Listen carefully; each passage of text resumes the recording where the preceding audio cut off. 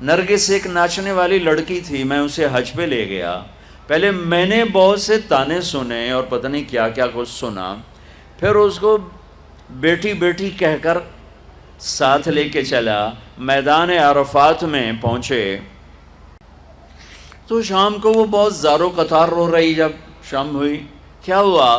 کہ میدان عرفات میں تو اللہ کہتا ہے میرا بندہ آج اتنے گناہ لے کے آ جتنے بارش کے قطرے، آئے ہائے، جتنے ریت کے ذرے، واہ، جتنے درختوں کے پتے، قربان جاؤں، جتنے گردش ایام میں بننے والے دن اور رات، ان کے گھڑی اور گھنٹے، لا اتنے گناہ لے کے آ۔ ہے کوئی دنیا میں اتنے گناہ کرنے والا؟ میرے رب کی قسم، ساری دنیا کے انسان مل کر گناہ کریں تو اتنے نہیں بن سکتے۔ اور میرا اللہ یوں ایک مرد ایک عورت سے کہہ رہا ہے آج میرے دربار میں آ، تو آ گئی، تو آ گیا، لا کتنے ہیں؟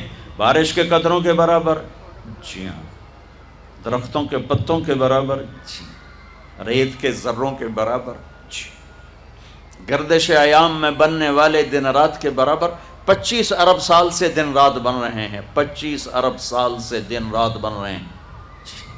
اچھا، ایک دفعہ کہے یا اللہ معاف کر، وہ کہتی ہے یا اللہ معاف کر، وہ کہتا ہے یا اللہ معاف کر، تو اس کے یا اللہ معاف کا فا بھی زبان پہ نہیں آتی کہ عرشوں سے آواز آتی، جاؤ میں نے معاف کر دیا، جاؤ میں نے معاف کر دیا۔ تمہیں بلایا ہی اپنا بنانے کے لیے ہے۔ اب اوپر والا تو یہ کہہ رہا ہے، اور نیچے کیا نظام چلا، وہ کیوں رو رہی؟ کہ میں وہ میٹرس بچھاتے ہیں عرفات میں بیٹھنے کے لیے، تو 3-4 خواتین بیٹھی تھیں پردہ دار تسبیح والی، وہ جا کے بیٹھی تو انہوں نے اس کو وہ بے عزت کیا، وہ بے عزت کیا کہ اٹھ جاؤ یہاں سے، تم اس قابل نہیں ہمارے ساتھ بیٹھو۔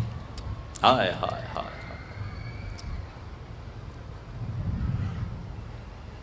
یہ میں ایسے نہیں کہہ رہا، آنکھوں دیکھ کے بتا رہا ہوں۔ یہ تو جی دیندار لوگ، ہم دیندار ہیں، تم دنیا دار ہو، شرابی ہو، جواری ہو، سود خور ہو۔ اس لفظ نے اس طبقے میں تکبر پیدا کیا، عجب پیدا کیا، اوروں کی حقارت پیدا کی، اوروں کو گھٹیا سمجھا، اوروں کو ذلیل سمجھا۔ اور دوسرے طبقے میں کیا نقصان آیا کہ انہوں نے اپنے آپ کو آزاد سمجھا، شراب بھی چلی، زنا بھی چلا، سود بھی چلا، جھوٹ بھی چلا، قتل بھی چلا، ہیرا پھیری بھی چلی، ناچ گانا بھی چلا، گھنگرو بھی چھنکا، جام بھی چھلکا، آوارگی، جی ہم دنیا دار لوگ ہیں، جی ہم دنیا دار لوگ۔ اس چیز نے انہیں جانور بنا دیا، انسانوں سے نکال کے جانور بنا دیا، اور وہ بے لگام ہو گئے۔ جیسے گاڑی کا کنٹرول ختم ہو جائے تو وہ بے لگام ہوتی ہے، کسی دیوار میں ٹکرائے، درخت میں ٹکرائے، گاڑی سے ٹکرائے، اپنے سواروں کو مارے، اگلی سواری کے سواروں کو مارے۔ ایسے ہی یہ ہم تو جی دنیا دار لوگ ہیں، ہم تو جی دنیا دار لوگ ہیں، اور یہ کہہ کر ہر حرام کو حلال کر لیا۔ ابے جھوٹ کیوں بول رہے ہو جی ہم تو دنیا دار لوگ ہیں؟ ابے سود کیوں کھا رہے ہو جی ہم تو دنیا دار لوگ ہیں؟ ابے یہ ناچ گانے کی محفلیں کیوں سجاؤ جی ہم دنیا دار لوگ ہیں؟ ابے رشوت کیوں لے رہے ہو جی ہم دنیا دار لوگ ہیں؟ نماز کیوں نہیں پڑھتے ہو جی ہم دنیا دار لوگ ہیں؟ روزے کیوں نہیں رکھا جی ہم دنیا دار لوگ ہیں؟ یہ اس تقسیم نے دو بڑے نقصان جو میں نے آنکھوں دیکھے، کانوں سنے، انہی میں تو زندگی بیت گئی ہے، انہی میں زندگی بیت گئی ہے۔ اس تقسیم نے یہ بڑے نقصان پہنچائے۔ ہر مسلمان مرد عورت دیندار ہے، کلمہ جو پڑھتا ہے، ہر مسلمان مرد عورت دنیا دار ہے، کپڑے نہیں پہنے، چھت کے نیچے نہیں رہتا، روٹی نہیں کھاتا، کسی نہ کسی کمائی کے سلسلے میں لگا ہوا نہیں ہے، ہر مرد عورت دیندار ہے۔ ہاں لیول چھوٹا بڑا ہے تو مشکل اسلام نہیں، مشکل یہ ہے کہ سیکھا نہیں، مشکل یہ ہے کہ سکھایا نہیں، مشکل یہ ہے کہ ماحول میں سچ نہیں ہے۔ اور جب سارے جھوٹ بولیں تو سچ بولنا مشکل ہو جاتا ہے، سارے نماز چھوڑیں تو نماز پڑھنا مشکل ہو جاتا ہے، سارے روزہ چھوڑ رہے ہوں تو روزہ رکھنا مشکل ہو جاتا ہے، ساری بے پرد ہو جائیں تو پردہ کرنا مشکل ہو جاتا ہے، سارے وعدہ توڑنے والے ہوں تو وعدہ نبھانا مشکل ہو جاتا ہے۔ یہ مشکل باہر سے آئی ہے، اندر میں نہیں ہے۔ ایک اور آیت پیش کرتا ہوں، ایک اور آیت۔ ایک تو میں نے اللہ کی یہ بھی اللہ کا ہی فرمان ہے، لیکن وہ ایک اور اینگل سے تھا، یہ دوسرے اینگل سے۔ لَقَدْ كَانَ لَكُمْ، بھئی یہ نکالو، اسوائل بھائی یہ نکالو۔ لَقَدْ كَانَ لَكُمْ فِي رَسُولِ اللَّهِ أُسْوَةٌ حَسَنَةٌ۔ واہ واہ، رب بھی ہے نا۔ اچھا، اللہ نے کیا خوبصورت لفظ استعمال کیا، حسنہ۔ کیا کہہ رہے ہیں کہ کراچی والوں، میرے نبی تمہارے لیے انتہائی خوبصورت نمونہ ہیں زندگی گزارنے کے لیے، میرے نبی کی زندگی میں تمہارے لیے خوبصورت نمونہ۔ یہاں آپ آخری نبی ہیں اور آپ پر آ کر نبوت مکمل ہو رہی ہے، شریعت مکمل ہو رہی ہے اور کتاب مکمل ہو رہی ہے۔ اور میں 3 لفظ حدیث سے پیش کرتا ہوں، اختم بکتابہم الکتب وبشریعتہم الشرائع وبدینہم الادیان۔ یہ پہلی کتابوں میں جو اللہ کا فرمان ہے وہ کہ میرے نبی آ رہے ہیں۔ یہ شاہ علیہ السلام نے ارشاد فرمایا پچھلی کتابوں کا کہ جن کی کتاب پر کتابیں ختم، جن کے دین پر دین مکمل، جن کی شریعت پر شریعت مکمل، جن کی کتاب پر کتابیں مکمل۔ اس سارے بیک گراؤنڈ میں لفظ آنا چاہیے تھا لَقَدْ كَانَ لَكُمْ فِي رَسُولِ اللَّهِ أُسْوَةٌ کاملہ، کہ میرے نبی کی زندگی تمہارے لیے مکمل نمونہ ہے، مکمل ضابطہ حیات ہے۔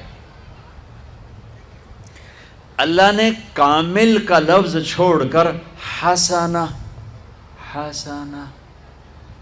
نیکی کو بھی کیا کہتے ہیں؟ حسنہ۔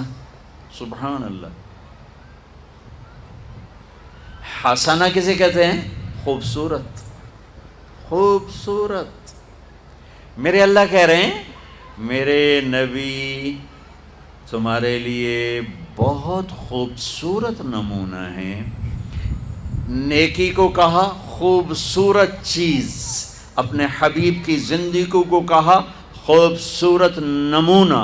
یہ خوبصورت کا لفظ کیوں فرمایا ہے کہ میرے بھائی بہنوں، حسن، خوبصورتی کسی دلیل کی محتاج نہیں ہوتی۔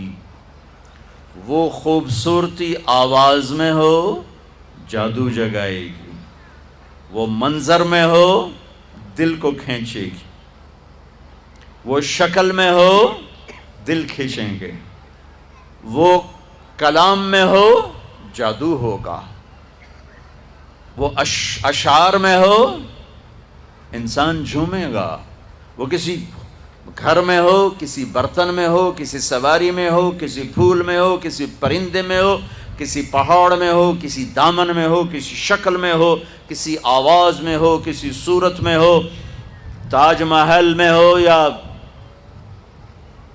ہمالیہ پہاڑ میں ہو، خوبصورتی کو دلیل نہیں چاہیے سوائے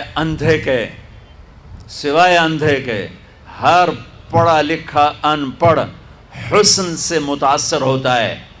14ویں رات کا چاند سر پر ہو اور کوئی کہے جناب اے 14ویں دا چاند سونا ہوندا ہے یا کوڑا ہوندا ہے، مینوں دلیل دیو، تو انہوں 100 لتر مارو کہ تیرے سرے 100 ایسا سے مار رہے ہیں کہ تیرا دماغ ہلے ہویا ہے۔ 14ویں دے چاند دی دلیل منگدا پہ سونا ہے کہ کوڑا ہے۔ اور میری سمجھو جو پنجابی سرائکی، میں بیچ میں اپنی زبان کی طرف چلا جاتا ہوں، معاف کر دینا، تم کراچی والے کیا سمجھو گے؟ عاشق ہوں میں عشق کماں میں، دل رکھیں وانگ پہاڑاں ہو۔ اب مجھے شاعری بھی یاد آ گئی، سہ سہ بدیاں ہزار اولا میں کر جانے باغ بہاراں ہو منصور جے چک سولی دتے جڑے واقف کل اسراراں ہو سجدیوں سر چائیں نہ باہو توڑے کافر کہن ہزاراں ہو عاشق سوئی حقیقی جیڑا قتل معشوق دے مننے سر نو جوڑے تے مکھ نہ موڑے بھویں 100 تلواراں کھنے سچا عشق حسین علی دا باہو سر دتے تے راز نہ بھنے۔ تمہیں سمجھ میں آئے نہ آئے، مجھے مزہ ضرور آیا۔